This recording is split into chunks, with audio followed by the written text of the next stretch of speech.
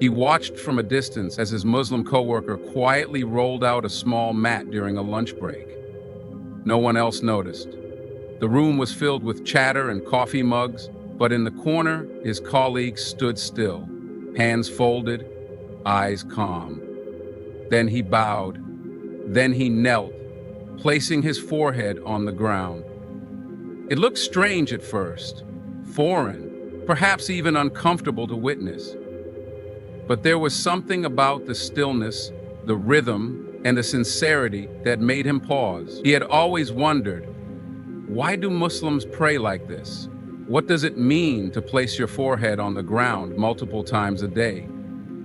Isn't it just a ritual, a routine, something people are taught to do without understanding? But for the first time, he realized there was something deeper happening. This wasn't just movement, it was devotion. He started to observe more carefully. The prayer wasn't hurried, it wasn't robotic.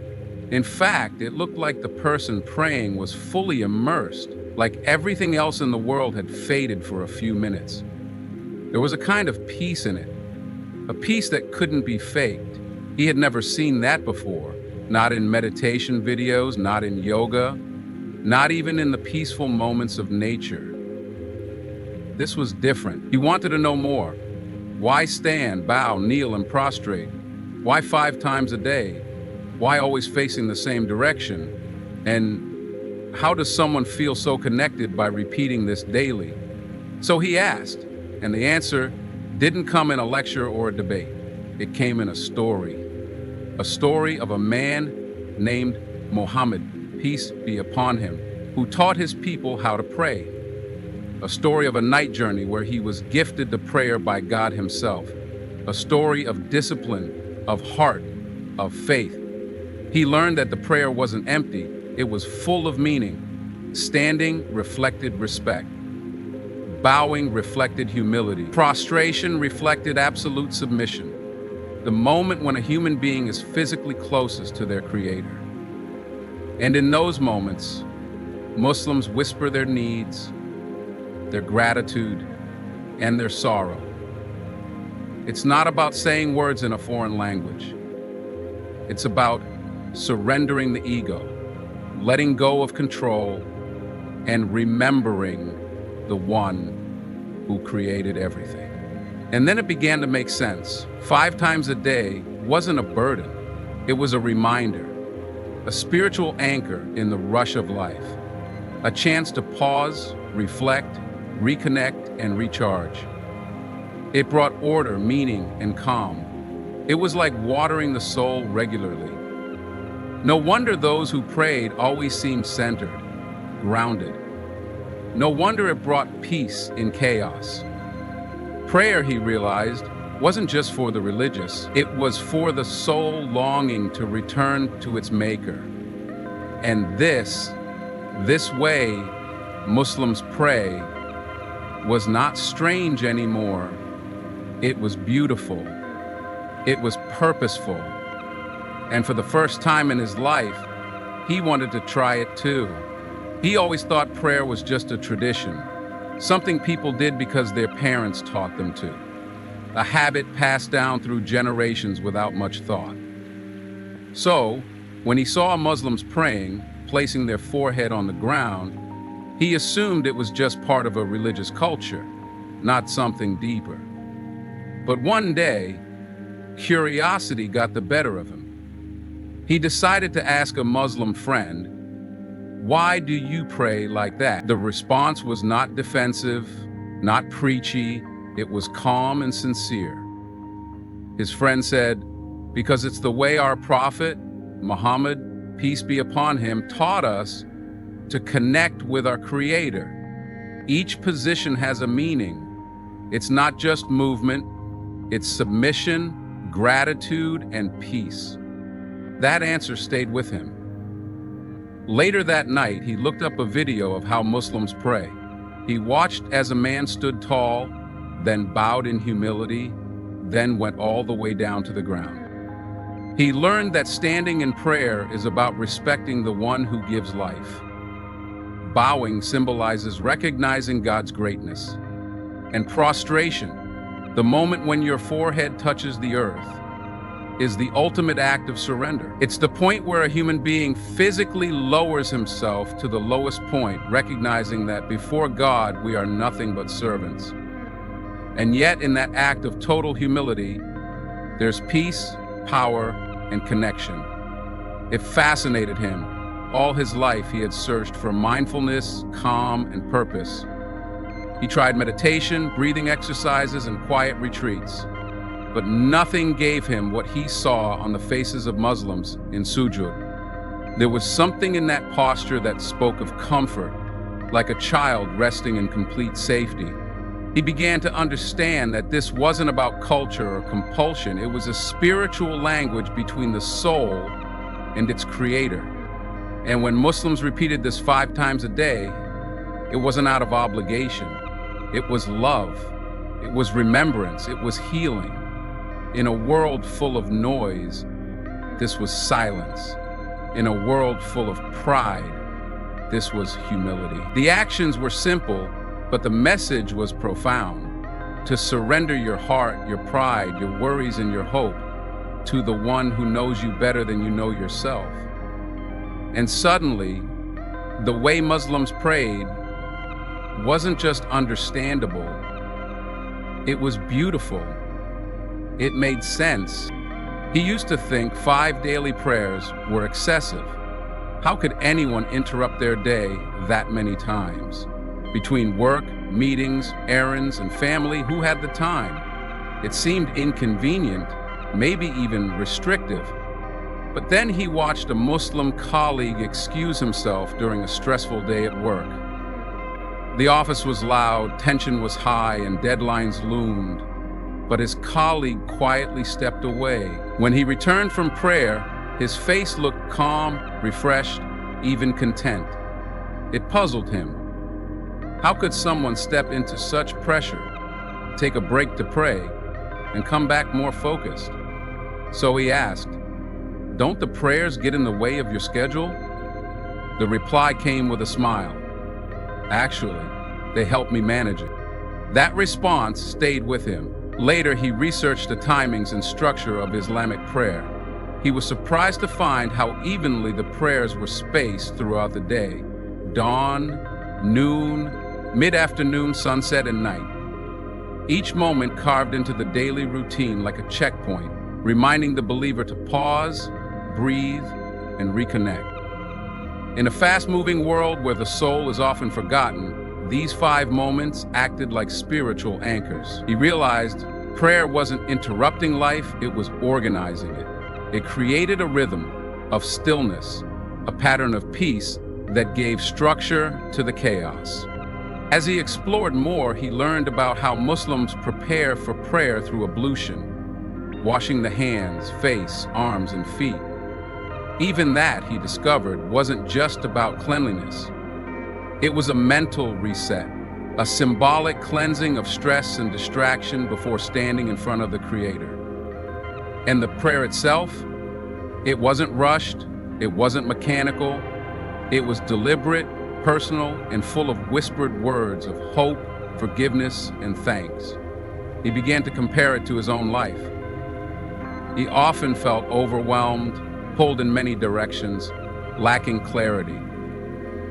But here was a system that prioritized the soul before the schedule.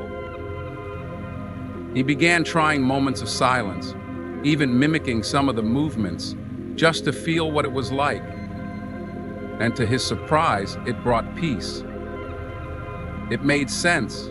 What once seemed like a burden now appeared to be a gift. A way to protect one's spirit from the noise of the world. 5 times a day, not too much, but just enough to stay grounded, centered, and connected to something greater than everything else. He never imagined that the act of placing one's forehead on the ground could hold so much meaning.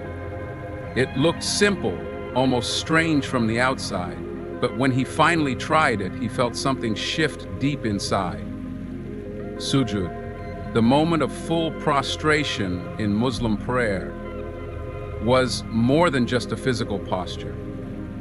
It was the heart's whisper to the heavens, the body's surrender to the Creator, and the soul's cry for peace.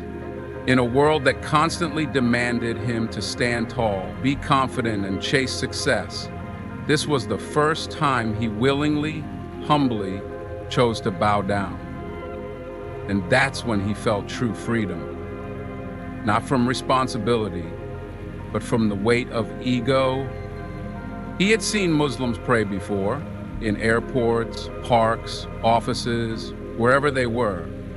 But he never understood why they prayed like that, with such exact movements, with such deep focus. Curiosity led him to a local mosque. There he watched from a distance, taking in each step. From the moment they raised their hands to begin to the final moment when they turned their heads in peace, it was like witnessing a spiritual choreography. But it wasn't robotic. It was alive, purposeful. Each part of the prayer spoke to something he was missing. Standing tall reminded him to take accountability. Bowing low reminded him to be humble. Placing the forehead on the earth reminded him of his origin and his need to stay grounded. It wasn't just prayer. It was transformation in motion. He learned that sujud is the closest a person can be to their Lord. No distractions, no titles, no pride, just complete submission. He found that moment to be healing. He tried it in the privacy of his room. No one saw, no one judged. He whispered the name of God, lowered his head, and for the first time in years, his eyes welled with tears, not from pain, but from the peace that came rushing in. He finally understood why Muslims prayed like this. It was not about ritual, it was about reconnection. A quiet act that spoke louder than any sermon. A moment when the world disappeared and the soul remembered its home. And in that place of sujud, he finally felt seen, heard, and loved. He once thought prayer was something done out of fear or blind tradition. He imagined it as a duty forced upon believers, repeated without feeling.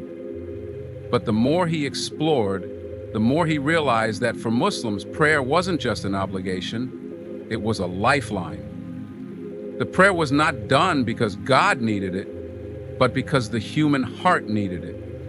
Each time Muslims stood in prayer, they were realigning their hearts, calming their minds, and purifying their souls. It wasn't mechanical, it was deeply emotional and spiritual. He saw people smile after prayer. He saw them wipe tears. He saw peace settle on their faces like a gentle sunrise. He began to understand that prayer was not an escape from life. It was the strength to face it.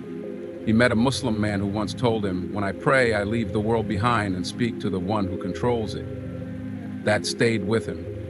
The idea that you could speak directly to God, without a priest, without a mediator, without fancy words, just you and your Lord, was powerful. It removed the layers of noise and ego. No matter who you were outside the prayer mat, a CEO or a cleaner, on that mat, everyone was equal, humbled before the same Lord. That equality, that access, that intimacy with God.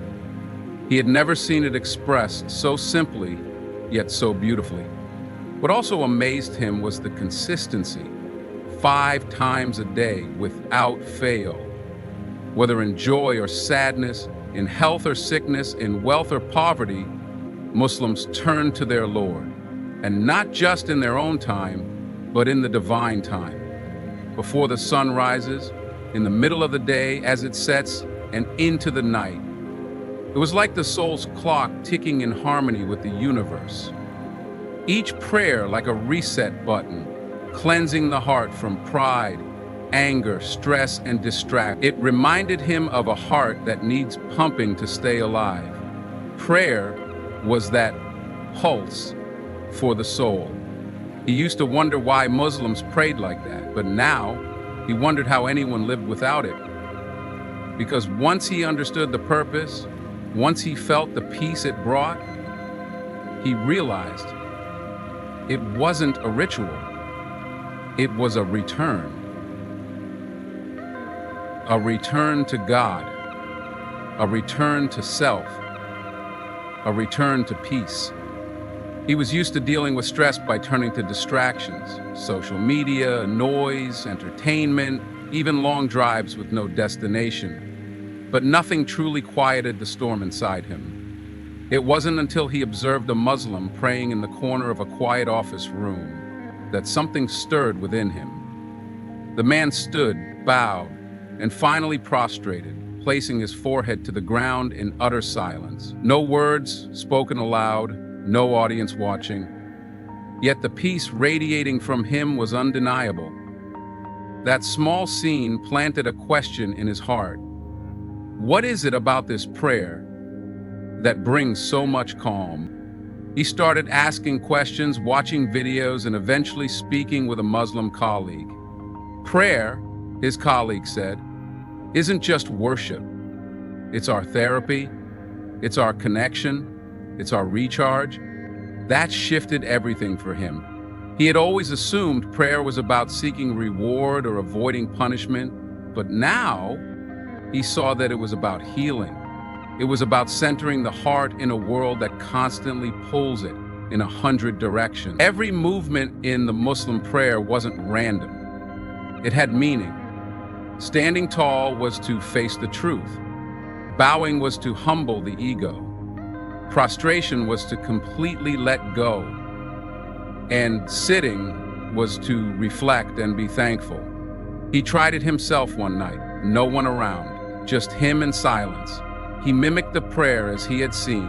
At first, it felt unfamiliar, but when he went into sujood, forehead to the ground, he suddenly broke down, not because of pain, but because he felt safe for the first time in a long time. In that simple act of surrender, his burden seemed lighter, his breathing slowed, his mind cleared. He finally understood why Muslims prayed like this, because it wasn't just their body that was bowing. It was their heart finding rest. That one experience led to another. Day by day, his curiosity turned into yearning. He learned about the Prophet Muhammad, peace be upon him, and how he would pray through the night with tears in his eyes, not out of fear, but out of love. He learned that prayer wasn't meant to burden you, it was meant to free you. And in that realization, he found what he had been missing all along. Peace, not outside him, but within. And it began the moment he bowed. He had seen Muslims praying all his life, on TV, in parks, at airports, but he never stopped to ask why they prayed that way. It looked repetitive to him. Stand, bow, prostrate, sit, and then repeat. He thought it was just ritual with no real purpose. But that changed one day during a conversation with a Muslim coworker who had just returned from the prayer room. The man looked relaxed, peaceful, and quietly content. Curious, he asked, "Don't you get tired of praying 5 times a day?" The Muslim smiled and said, "I'd get more tired without it." That one sentence stayed with him. He decided to dig deeper. He read that Muslims don't just pray for requests or blessings. They pray to connect, to realign, to reset their soul. Prayer in Islam wasn't just physical. It was deeply emotional and spiritual. The structure of the prayer, standing, bowing, and prostrating, wasn't arbitrary. It symbolized the journey of submission. You stand in dignity, bow in humility, and fall in sujood in complete surrender. In that final position, forehead to the ground, you are at your lowest physically, but at your highest spiritually, closest to God. He began to notice things he never had before. Muslims didn't just pray during ease. They prayed in pain, during stress, before exams, at funerals, after celebrations, in the quiet hours before dawn. Prayer wasn't an interruption in their day. It was the center of their life. It gave them rhythm, balance, and perspective. Even children were taught to pray from a young age, not out of compulsion, but out of love and habit. Prayer trained them to pause, reflect, and remember that there's more to life than what meets the eye. The most profound realization came when he discovered that in every Muslim prayer, no matter the language or background, they all recited the same words. The first chapter of the Quran, a praise to God, a request for guidance, and a declaration of faith. That consistency created unity. Millions around the world moving in harmony, at the same times, facing the same direction, repeating the same prayers. It was like a heartbeat of humanity, soft, steady, and full of surrender. Now he no longer asks, why do Muslims pray like this? Instead, he quietly wonders how something so simple can carry such deep, lasting peace, and how he missed it all these years. In a world full of noise, confusion, and constant motion, the simple act of bowing down in prayer can become a refuge, a place where the soul breathes and the heart rests. What once looked like routine movements now reveal deep meanings of love, surrender, peace, and connection with the Creator. For many, prayer is not just a duty, it is a lifeline, a conversation, and a silent cry that brings healing. When we understand why Muslims pray like this, it no longer seems strange. It starts to make sense. It becomes beautiful. Thank you for watching this video. If this touched your heart, share it with someone who might need to hear it. Don't forget to like, comment your thoughts, and subscribe for more inspiring stories that bring light to the soul. May peace and understanding guide us all.